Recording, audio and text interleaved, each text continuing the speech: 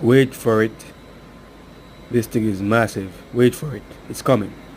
That's the recovery equipment, a recovery machine. Here's the hose, and you can see we're recovering vapor refrigerant. However, the recovery machine converts the refrigerant into liquid, as you can see here.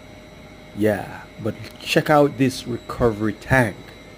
This thing is big. It's huge. It's massive. It's 337 pounds empty.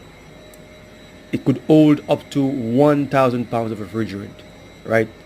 And so that's 1,337 pounds in total. Yeah. And here is your recovery machine, refrigerant recovery machine, refrigerant recovery unit. Yeah. Subscribe for more.